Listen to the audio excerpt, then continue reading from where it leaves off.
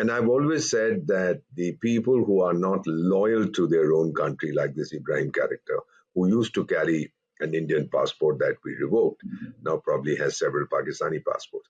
Those who are not loyal to their blood, to their land, तो हम लोग ये कहते हैं सनातन धर्म में कि इनको इनकी मातृभूमि की मट्टी भी नसीब नहीं होगी. He'll be buried and forgotten somewhere in Pakistan. And so we reach a point where these characters who betray their own country are told, keeping you alive is no benefit to us. Letting you die is no loss to us. As we pull into 2024, the General Assembly elections not too far in the distance, there seems to be a heightened sense of urgency and desperation among a few in the country. A lot has been going on not just in India but around the world. The latest buzz, though, is over Dawood Ibrahim's alleged poisoning and his alleged death. So there's a lot to unpack and talk about. Namaste. Today I have with me none other than the very charming and the very eloquent former Ambassador Deepak Vohra ji, who has been on our show several times before, and we are very happy to welcome him back again tonight. Namaste. Thank you very much, Pranam, and it's always a pleasure to be on Citti because you are the best. The others are the rest. Go right ahead. Thank you so much for that, Deepak ji. So we'll jump right into this. I started with talking about Dawood Ibrahim's alleged poisoning, and so let's start with that because it's alleged still, and there's a lot of secrecy, a lot of it's all very nebulous, but it's being pretty much. A lot of people are saying that he's very likely dead. This also comes in the heels of similar deaths of similar unsavory characters, all of whom have been Bharat's enemies. Killed by unknown persons. Unknown gunmen. Unknown, in this case, poisoning. So, what are your thoughts about this? Thank you very much, ma'am. Thank you for this brilliant question. First of all, let me explain that I normally have a very good crop of hair, but I'm just back from the Guruvayurappan temple. Oh. And that's where the elephants dance and so on. So they asked me to surrender it to the Lord. It's the incarnation of Lord Vishnu, yes. Lord Krishna. Yes. And I immediately agreed to do so. So I've already shaved my hair twice and I have to do it one more time. The next time you see me, I'll be bald. Did you take the mala? Did you take the Diksha, Deepak ji? Everything, yeah. I'm a Sanatan Dharmi, so for me, all religions are equal, and Sanatan Dharma is the universal religion. Thank you very much. Now, as far as this character is concerned, Dawood, whatever his name is, we've been hearing about his death for a long time. But this time there's something which I have been thinking about. First of all, I'm 72 years young, and that joker would be in his late 60s. There have been reports from time to time that he had issues with hypertension, he had diabetes. One of his brothers some years ago died of cancer. Apparently cancer runs in the family. The brother wanted to come to India for treatment because Pakistan knows nothing about cancer. He wasn't able to come, so he died. Then a former prime minister of Pakistan, not so Sharif Badmash or something like that, I forget his name. And this not so Sharif fellow has been saying that we want to talk to India. If you want to talk to India, India says talks and terror cannot go together. So if you want to talk, eliminate the terror. Then what happens is that their army chief rushes off to Washington, D.C. I believe he's been told there that, look, you move away from China because we don't like the Chinese. You might see India as a threat. We don't think so because India has never attacked you. It's you who has attacked and you've used our weapons. So come to us, move away from China and make up with India because you are wasting too much of your energy on trying to counter India, whereas you should be using that to contain China. Now, we understand you've taken a lot of money from China, etc., etc. What if you don't pay it back? Ma'am, people talk about countries being in a debt trap, but the bank, also known as China, is in a credit trap. That if these countries don't pay you back, well, what are you going to do? Send in your military, and your soldiers are pretty useless. They are chocolate cream soldiers. They don't know how to fight, as we have proved time and again. So my own feeling is that the Americans have told them that, buddy, you've always been very friendly with us because when we give you money, we really don't care about how you spend it, whether you buy a house in Washington or in London or in Paris, your generals, that is to say. And you, Munir, are also going to retire soon. So therefore, buy yourself some property somewhere. We'll give you so much of money, take your percentage, but stop messing around with it. I believe that's the message, and therefore we have this news coming up, being suppressed, coming up about Dawood Ibrahim being dead and several other terrorists. So the idea is to tell the world that, look, we are tough on terrorists, and we're telling the world we don't know who's doing it, but between you and me, shh, we are doing it. And so, that's the kind of thing that they would have done. Because a time comes when you use terrorists as an asset.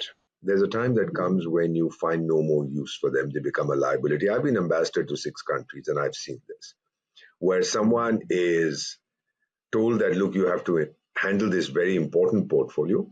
The government can't do it because we need plausible deniability.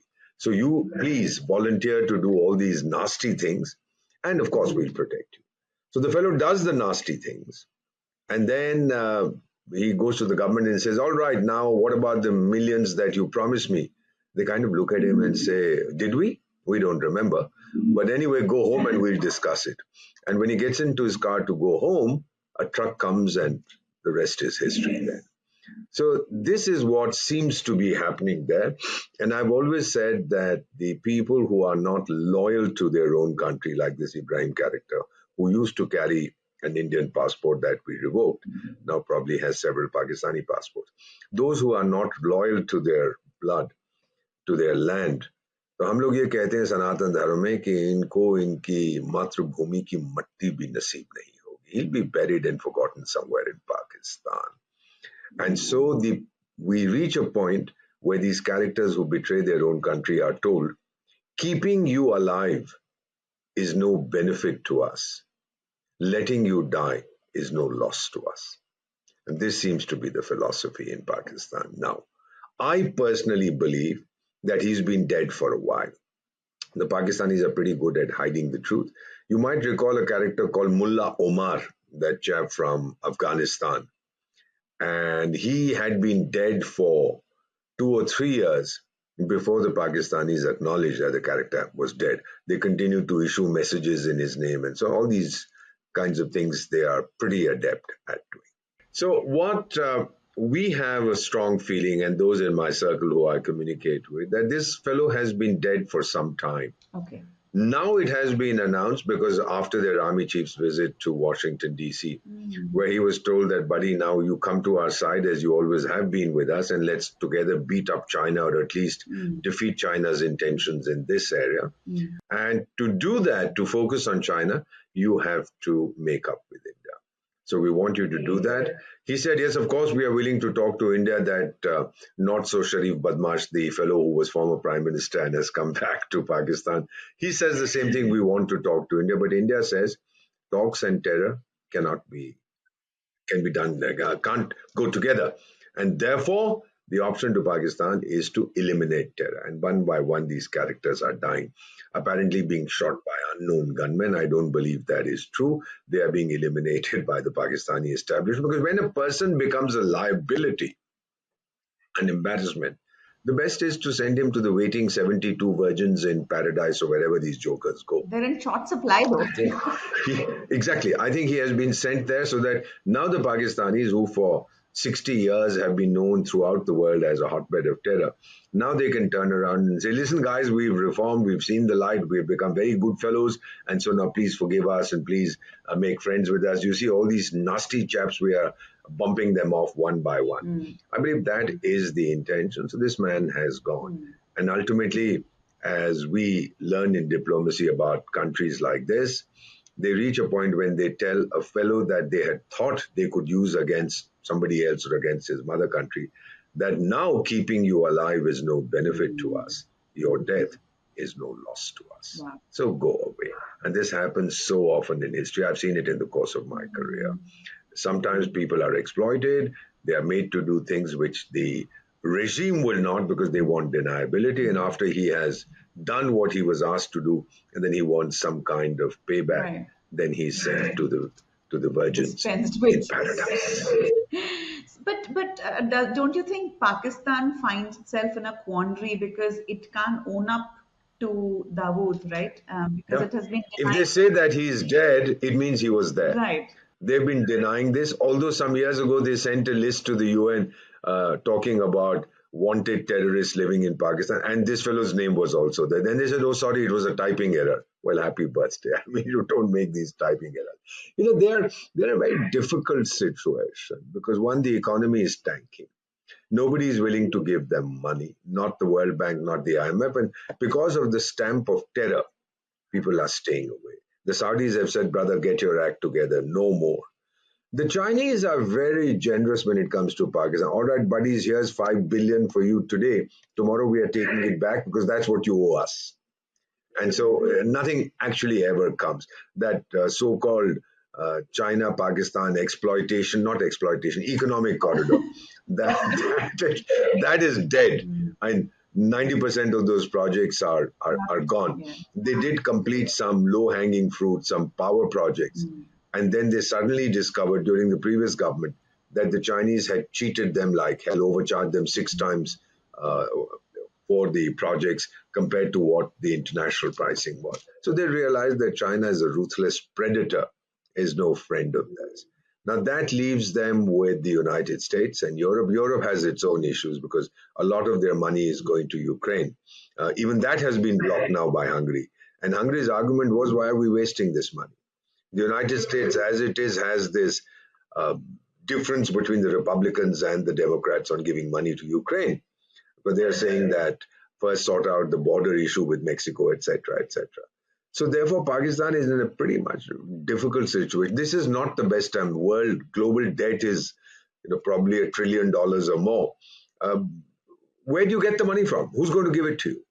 And therefore, now you have to try and reduce your expenditure, which is the world is saying. Financial Action Task Force thing is hanging on their necks. Nobody is investing in that country.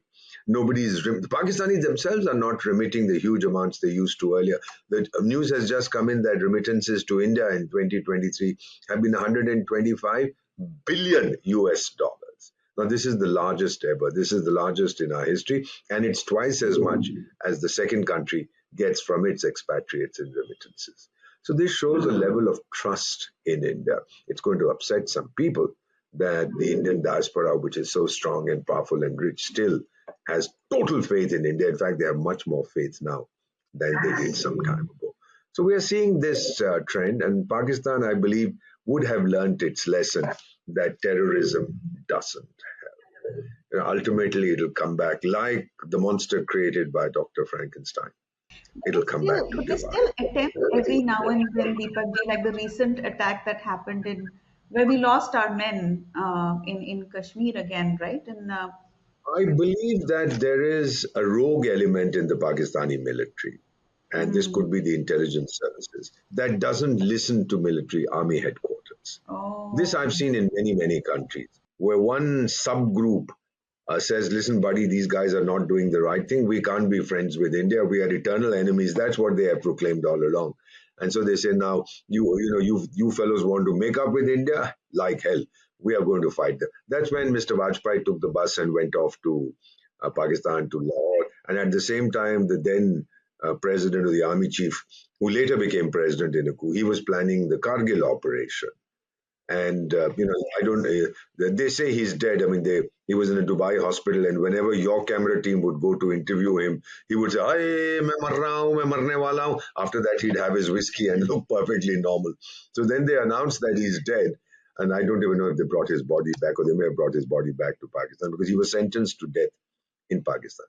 These fellows would need to understand, and I believe the present regime understands this to some extent, that it's pointless going on fighting with India. It's been so many years. Till about the 70s, even till the late 70s, Pakistan's per capita was more than ours. Now we are twice or three times there.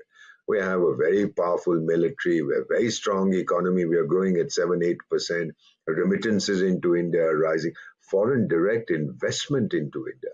Let me tell you a fact that some of your viewers would be interested in. Total foreign investment in India since our independence in 1947 has been $1 trillion. A trillion has 12 zeros. Half of that has come in the last 8 years from 160 countries in 60 sectors. Now, this is a tremendous statement of trust and faith in India. So, half a trillion has come in the last 8 years.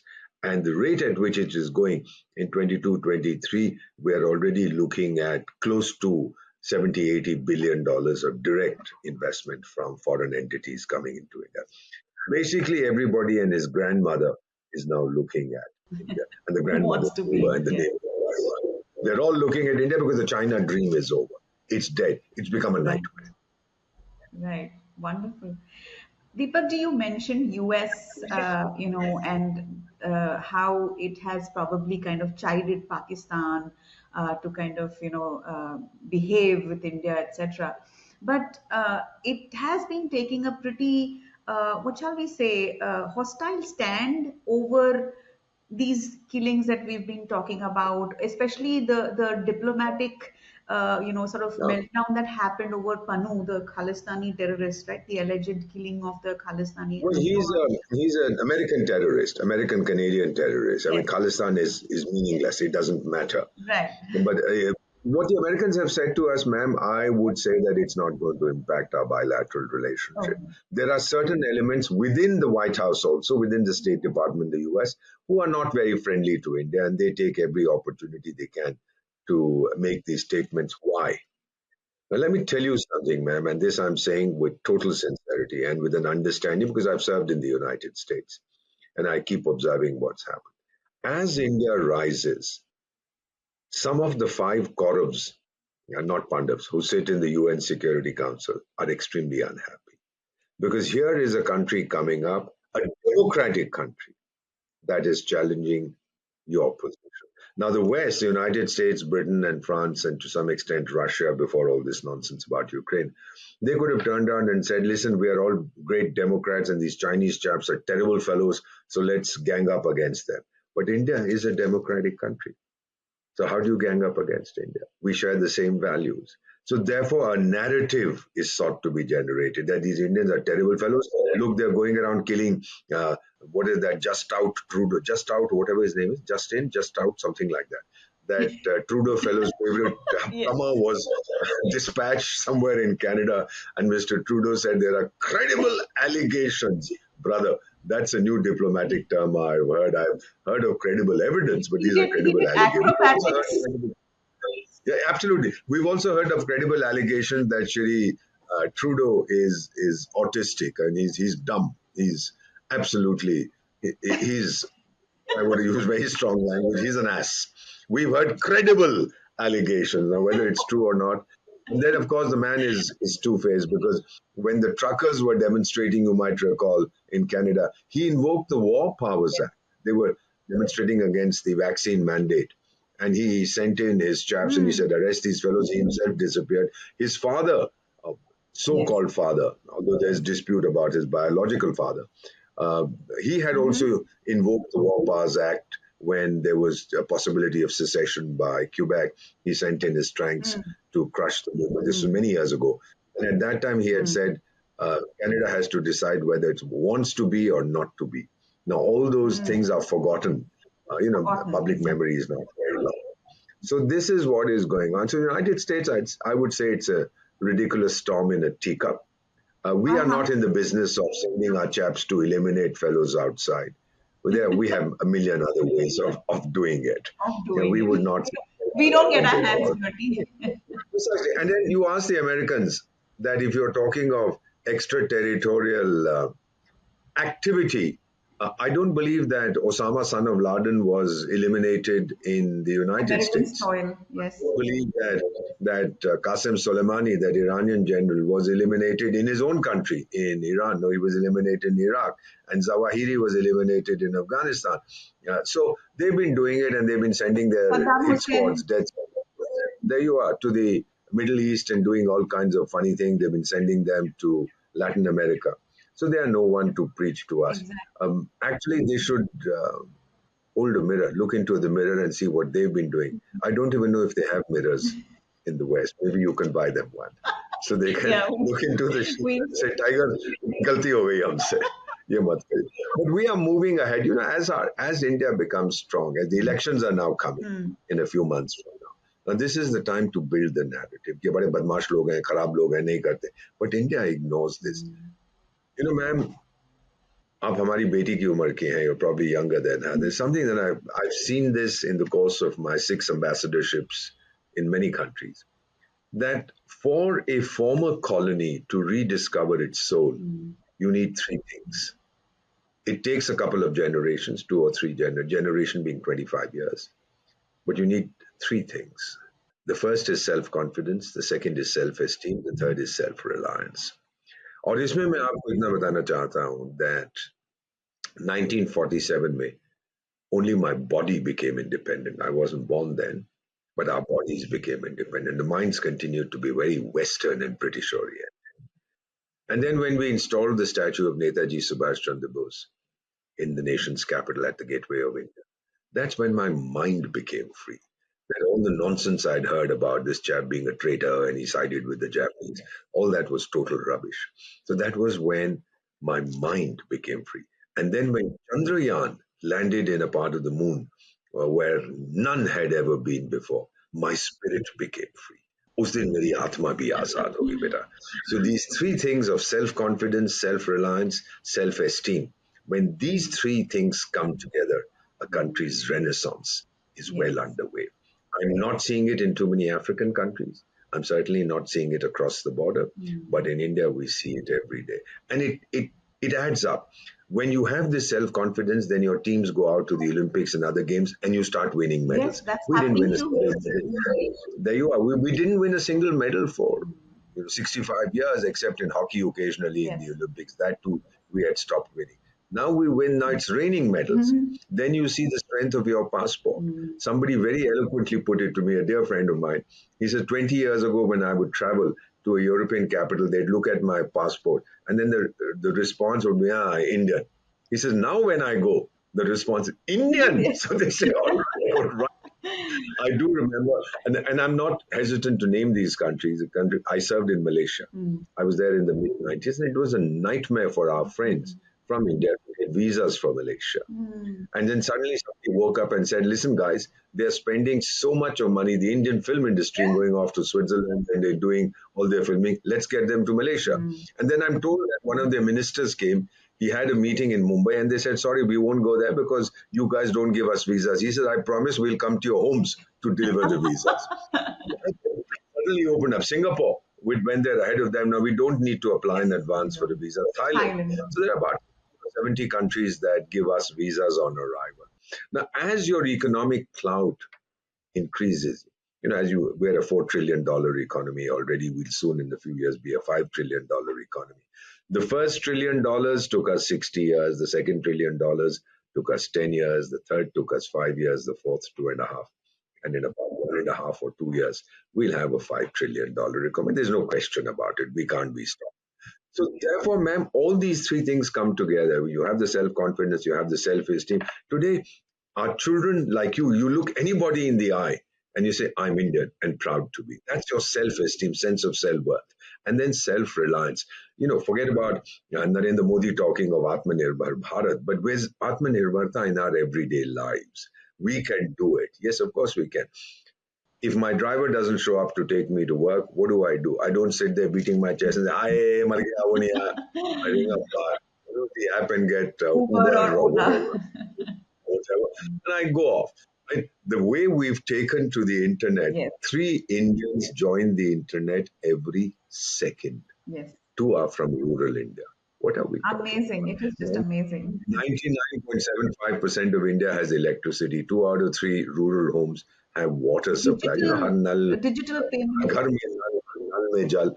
Everything that this regime has been focusing on for the last 10 years Yes. is the parameters of being a developed country. Amrit Kal, we talk about 2047. I mean, somebody asked me that, do you think you'll be a developed country by 2047? I said, buddy, we won't wait till 2047 to get there. There We'll are get there some much. naysayers, though. Like, I don't know if you've heard the recent comments by a certain Raghuraman, I mean, the ex RBI chief. When you are denied what you feel is your due in terms of government positions, then the mind starts playing tricks. Mm. That's kind of nonsense I've heard it said time and again, but nobody takes him seriously. We've just had elections, and you've seen that in three of the four states how the ruling party at the center has come Come back. back, yes. My own feeling, and I'm sticking my neck out. Ab ki bar, 400 ke par, more than 400 seats in the federal parliament for the I'm present so government. happy to hear you say that. But yes, that seems to be, yes, But because he has delivered. yes. Now, ma'am, let me also explain to millions of people who are watching your show. And by the way, you are incredibly popular. City Media is Thank superb. you. Thank you. They're Thank you. asking that still 800 million, 80 crore people, you're giving them subsidized or free food, etc., etc. I said, yes, one, we are protecting them from the aftermath of the Chinese virus, from whatever its bad effects were. More than that, there was a time, ma'am, not too long ago when I was your age, an average Indian family would spend up to 80% of its earnings on food. We've now brought that down to 25, 30%. So there's a lot of disposable income. So because many people lost their jobs or had to take pay haircuts and whatever, you're giving them this subsidized food so that their disposable income is there and they are now using it. So nobody has died of hunger in India, as far as I know, ever since the virus hit us. This was a very smart move. And these are things that those who are used to the old style of economics, not my style of economics, where the people matter first, all these economic theories should be thrown out of the window. That we are doing this because we are helping them eat well, and at the same time, we are giving them disposable income so they can buy scooters and bicycles and whatever. They can live and they can travel. The number of people, I think in 2023, we'll soon get the figures. 1.4 billion Indians would probably have made 3 billion trips away, two and a half trips per Indian away from their places of stay. The figures will be coming out. And the number of airlines, the Prime Minister keeps saying that we want every Indian to taste uh, the inside of an aeroplane at least once. He also says select some destinations in the Northeast, for example, select four, go there at least once. All this is bringing the country together and keeping the wheels of the economy going. He may not have a Yes. degree from one of those fancy universities in economics, but he has a degree from the street. He understands what economics is all about. He said once, and I teared up when I heard him. One of his speeches from the Red Fort, he said, मैंने अमीर की गरीबी देखी है और मैंने गरीब की अमीरी देखी है.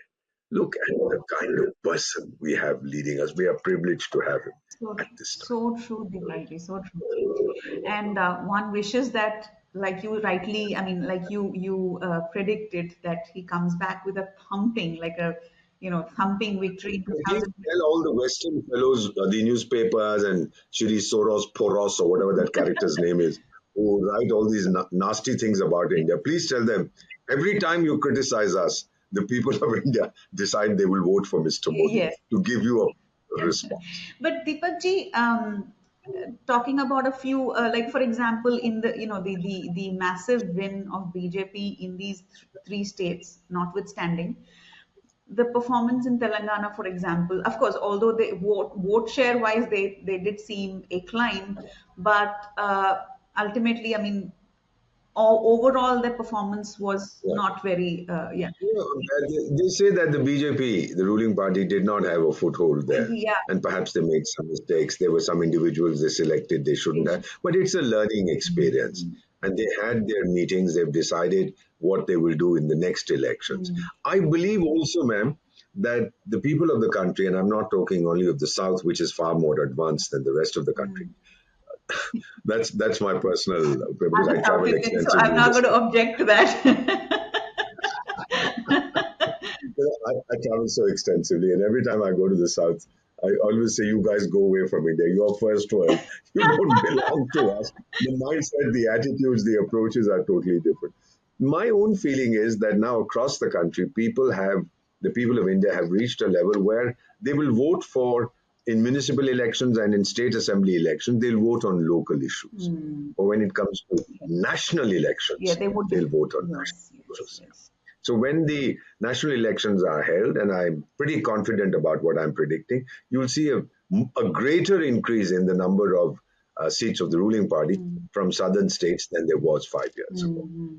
But they That's my need to understanding. pull up their socks. Like, for example, in Tamil Nadu, they have a wonderful lead. I think Tamil Nadu BJP is under the right, the right person. It's a question of finding the right leaders, and I'm no one to comment on this because our expertise is in international affairs, Yes, not yes, I domestic understand. affairs. But what we are seeing, you're again too young to remember, you were not even born then. 1965, we had a war. 66, the rains failed. Abita, Mrs. Gandhi went to the United States. Mm. We imported 9 and 11 million tons of wheat, California hard red, which doesn't suit our stomachs now because wheat is not an indigenous Indian crop. Nevertheless, we imported it. It was all that stood between us and famine. And it came free of cost. We had to pay for the shipping. And Mrs. Gandhi, about her visit, an American newspaper, I still recall, wrote, "New Indian leader comes begging." You don't say things like that about the leader of India. That was in 1966. She came back and she told her principal secretary, he narrated this to me. He was my guru in many ways. And he said, she came back and told him that India will never beg for food again. I was humiliated. And then the country that used to hold out its hand and say, we are facing famine, now is the second largest producer of food in the world. So things changed. And in 1966, we were also told that at that time Lal Bahadur Shastri was the prime minister, said, don't eat on Mondays. Mhm. You have to conserve Oh, cereals.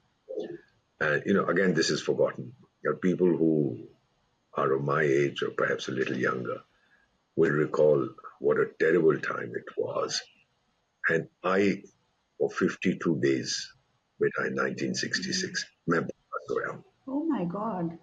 My mother, being a mother, used to say, "Beta khale." But I think my father told her कि ये देश से इतना प्यार करता है ये नहीं खाएगा. Oh my. I slept hungry 52 days, man, 52. in the year. But that was it. Once a week we were told don't eat. Don't eat at night, but I just wouldn't eat through the day. It was just to save food. Hmm. Save cereal. We didn't have enough. And then, of course, the Green Revolution and everything and everything. And criticize it as much as you want. But that was an awakening moment for India, like the telecom revolution. For example, based on our telecom revolution, we are now talking about the digital world. Three-quarters of my GDP comes from digital space. Have you any idea, ma'am, how many digital transactions we do every second in the I country? believe it's a We've just staggering crossed number. Every second, we've just crossed 4,000. I repeat, 4,000 digital Oh transactions my God. every second. 95% in my own family, where my wife for 46 years and I, because our children don't live here, we are alone. 95% of our purchases are online, Online. whether it's this company or this zone or this cart or that cart. Yeah. The supplies come immediately. And not only that, what we are noticing, that if the quality isn't good, they just take it back and replace it. True. So we are finding that very convenient because instead of my going to the store and then going from one store to the other, here I select. It saves on Hmm. fuel for the country, Yes. saves on pollution because these guys come on their cycles or motorcycles or whatever. And so many people get employment, the motorcycle ride. Mhm. Then on food, again, when my wife goes off to visit, to be with the ashram, my Gurudev's ashram, which is at a place called Chandigarh in the north of India, she spends some time there. So when I feel hungry, I can ring up that Zomato or Tomato or whatever it's Swiggy. called, Swiggy, whatever, and they bring me my food. And it's wholesome food, it's well cooked, and it's very affordable. because it's not made by the central kitchen, but by individuals. So again, you have employment generation. So all this is causing a revolution in India. What we call, everybody, those who came for the G20 plus a number of other countries, they want to understand India's jam trinity. J for Jandhan, A for Aadhaar, M for mobile. And they want to replicate. And we are teaching them. We say, we'll tell you how to do it. They talk of India's digital stack. Everything here is digital. There's a restaurant in the southern part of India where I haven't been, and I've been told about the hundreds of dosas they serve every second, because you move from table to table and you have to hit a button there in order to make the transfer digitally for the money. And so if you haven't made it, he'll skip the table and go to the next one. So you keep doing that, and he just keeps on the speed at which the fellow would operate. Placing dosas on both sides, and people eat them with great relish. And it's a very swift operation. So I believe this is the way to go, these new emerging technologies. Yes, people are now talking of artificial intelligence, which is a technology in search of a philosophy. But here again, India will lead the way. We'll show them that this technology, some are using it for not so good purposes, but India can take the lead and tell them that we are using this in the way it is meant to be used.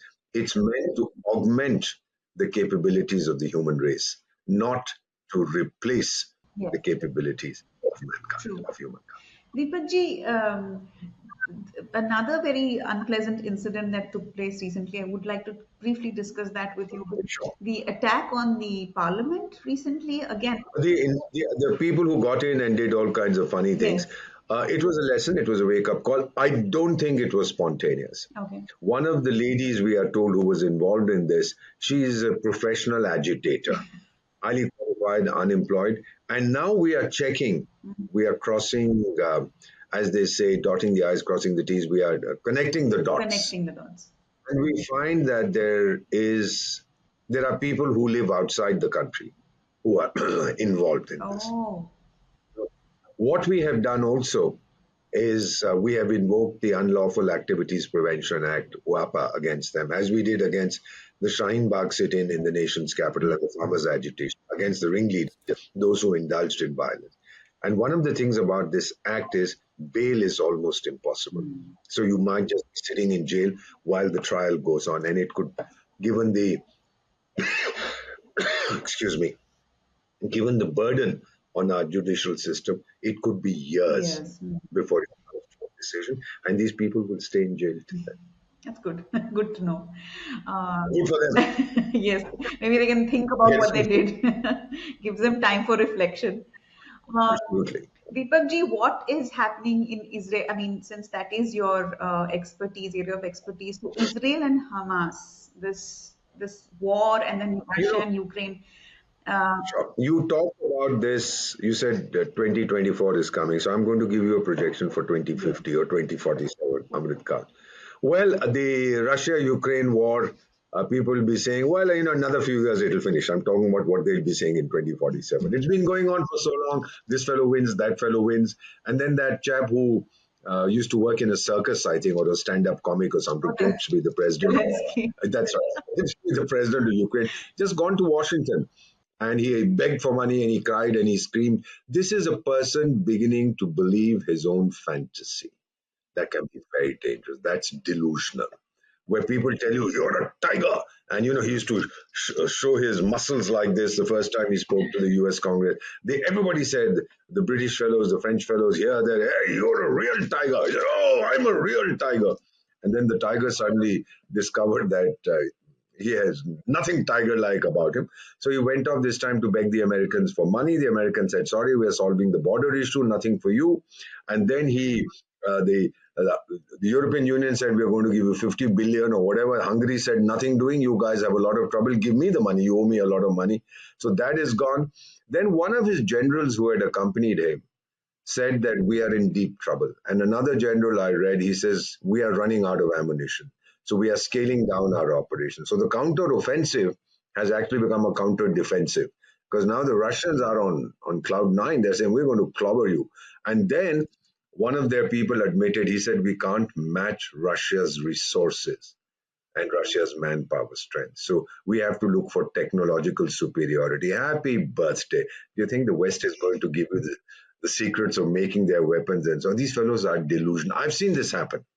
I saw this in 1971 during the Indo-Pakistan War. That war lasted only 13 days, but on the very last day, their then president was some alcoholic fellow called Yahya Khan, I Yeah, think yeah. was the character's name.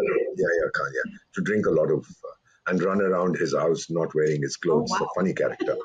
And then he was making a speech to his people, and he was saying something. We are winning the war, and my forces will march into New Delhi, and I want to. This is delusional. We are winning the war. I mean, your chap had surrendered over there in Dhaka, and Correct. you are talking about winning the war. So we have these jokers from time to time where you become to believe in your own fantasies. That's very dangerous for a Mhm. political leader, for any leader. When people say that you are great and if you start taking them seriously, no, no, no, no. Mrs. Gandhi called for elections. She was going through a difficult time. We had the emergency, etc., etc. And she lost the election, which was a brave move. People can criticize her, but in that you can't fault her. She said, all right, let's have the election. She lost, then she came back, whatever. But when you begin to believe what others tell you, because very often, ma'am, leaders are in an echo chamber. They only hear what they want to hear. That can be very dangerous. Whereas here is a man, the present Prime Minister of India, he also has all these hackathons with young kids and he listens. He said, tell me what you want. And fellows like me who are in our 70s, we're pretty much ignored. We get very upset. They don't listen to us. But our mindsets were formed many years ago. By 13, 14 years of age, you're pretty much set in your opinions and views and so on. So what we are trying to do now in the new education policy and et cetera, is address these young minds. I personally have reached out to at least, and I say this with great pride, 30 million, 3 crore young and not so young minds through various Rotary clubs and through Lions clubs and through schools and colleges and through my YouTube thing and through your channel, reached out to millions to tell them about the beauty, the incredible strength that India is now beginning to show. There was a time when our diplomacy was very different. We used to be very quiet. यार वो क्या बोलेगा उसको मत सताओ. But now our diplomacy is अरे झापड़ मारो उसको सीधा हो जाएगा. Exactly. So now we have an appetite for risk taking. Mm. We have an appetite for speaking out boldly. Mm. And whatever we say, people listen to us. Listen. Today, when India speaks, the world listens. Wow, that is so true. That is very true. Deepak ji, assembly elections are around the corner. Oh, sorry, I forgot to answer about Israel and Israel and Hamas. Hamas, Ukraine, yes. yes, sorry. Now, Israel and Hamas, ma'am, on the day that this attack took place, the whole world was an Israeli. I was a Jew that day. You can't do this. You can't have a corpse at the back of your truck, a young lady, and you are violating the body and screaming Allahu Akbar. No, no, no, no, no. No. It's not a fight between Israel and Hamas. It's a fight between the world and terrorism. Israel has a single goal, which is to eliminate Hamas. Now, people say they allowed it to come up. People also told us that we encouraged the liberation tigers of Tamil Eelam, etc. They were responsible, we are told, for the assassination of former Prime Minister Rajiv Gandhi. All kinds of things are told. That is the past. You can't let the past shackle the present. But what has now happened is that, assuming that they created, again, like in the case of that Ibrahim character in Pakistan, assuming that they created Hamas as a monster, now it's attacked them, it's hit them, and now it's time to kill the monster. I believe this war will not come to an immediate end because we are discovering these tunnels, etc. And they've been carrying on for 70, 80 days, which basically means that they were well prepared. They've been preparing for at least 2 or 3 years with support from Iran and from whoever. And they got a lot of money, but instead of using that money for development, they were using it for armaments and so on. So I believe that this war will continue for some time. The Israeli Prime Minister has said, I've heard him speak, I'm very impressed with the man. He may have his domestic political issues, no, who doesn't? But nevertheless, today the whole country is united. Yeah, there are hostages. They were taken, some were released. After that, I don't think there are any more that are left alive, because now, initially, the Israeli focus was to clobber Hamas, then it shifted to get the hostages released. So we had a ceasefire, and now it's come back to eliminate Hamas. The sooner they do this, the better it'll be. Although they, if I may say so, they may have some difficulty in killing too many Hamas fellows, because the supply of virgins in heaven is heavily strained at the moment. So they have to let them live a little longer, so that, True, by the, I mean, this is a joke which somebody sent me on the net. That's why not too many Hamas fellows are dying. But I believe this is a struggle, and even though we are in 2023, in 5 or 10 years, when someone looks back objectively and writes about this, they will say that Israel did the right thing. And if Israelis are watching this podcast, I'd just like to tell them in Hebrew, Pitzachon le Israel, Israel, victory to you. Go ahead, eliminate this curse. Absolutely. Just send them away. Thereafter, what happens? You haven't planned, you've planned, that is for you to decide. But we, having been at the receiving end of Islamic terrorism, we know how terrible, Absolutely. how terrible it is. Yes, absolutely. Um, Finally, Deepak ji, since we were talking about the assembly. I'm going to take off my glasses. Go right. I look handsomer without them, or with them. I don't You know. look handsome any which way, Deepak ji. After your radiance and your brilliance cannot be diminished by a pair of spectacles. Thank you. Thank you. Thank you. Go ahead. So now, Article 370 is history. Ram Mandir is a reality. So a lot of the electoral promises of BJP, they have been redeemed. Yes. What is next? Because we're all very excited. And what is the next? All right, let me tell you what I believe is next. We've been talking, and this will be after the election, we've been talking of something called the Uniform Civil Code. Yes. I believe that's a misnomer, because that civil code is really the Emancipation of Muslim Women Act. You are saying that this triple talaq business is gone, that meher business will go, that four wives business will go, etc., etc., etc. And that's in favor of the Muslim women. Of Muslim women, of Islamic women.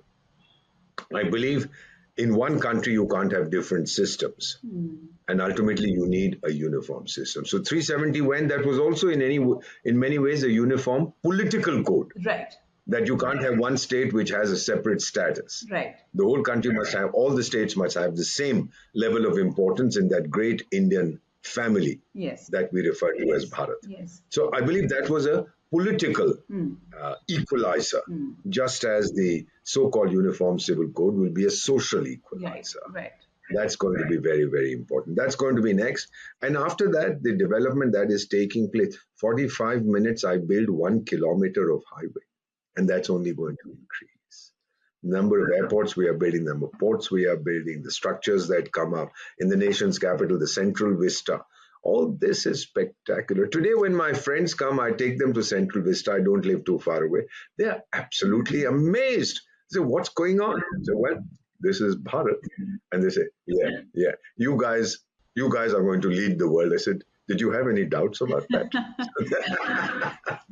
No question. But we are unstoppable. We are on a roll. And it's not just fantasy. It is reality. I've heard the Prime Minister speak, ma'am, from the Red Fort. I've been doing Red Fort commentaries for 15th of August for 50 years. I used to do it for Doordarshan, and before that for All India Radio. And the leaders would say, we have to do this, we have to do ye karna hai, wo karna hai, duniya mein ye hoga, duniya mein wo hoga. And here is a chap, initial speech, he talked about toilets. And we did 11 crore to 110 million toilets we did in about 2 years. We were building one toilet every 2 seconds, just as we opened 2 bank accounts every second. Now, this time, at his last thing, he says, by 2047, I want a developed India. And every parameter of development, hospitals, schools, infrastructure, telephones, etc., we are giving them. We're giving the nation. That's what he's focusing on. Electricity, water, infrastructure, basically. We are going very, very rapidly. So my own assessment is, here is a man who says what he means and who means what he says. And when he's saying, I'm giving you the leadership to this position to this point in India's historical journey, I would believe him and I will accompany him. And he's the kind of guy I would sacrifice my life if his could be extended. Such a sweet thing to say. And I think that he inspires that, and I think many of us, we feel the same way. In all of India, Yes, in all of India. he's able to, when he speaks and I listen with rapt attention, and then when I see the national flag, I say to myself, "Is tirange ke piche sara Bharat chalta hai." Bilkul, bilkul. So, as always, Deepak ji, it was such a joy talking to you. And the 50 minutes just flew past. Oh, has it been 50 minutes? It's been 50 minutes, yes. Oh, wow. Wow. But you are so good. I didn't realize that we had spent 50 minutes. Stay blessed. Thank you Stay so safe. much. Thank you so much, Deepak ji. But we'll have you again. I know you're a difficult man to get a hold of, but we will never. I'm very easy too. I'm very easy. Whenever you want me, I'll be there. You're my top priority. Thank you so much, Now Deepak. that we're thank you, Biddy. Thank All you the so much. best. Namaste. You are an outstanding daughter of my mother. Her name is Bharat. Thank you so much. Thank you. Thank you. Thank you very much. Thank you to the viewers as well who've been watching us. Please share our content, like, subscribe, and please keep coming back for more such content. Thank you and namaskar. Please remember to subscribe to us and switch on the notifications for this channel. For our other social media links, more content, and to support our work, please visit citti.net. Dhanyavad. Namaskar.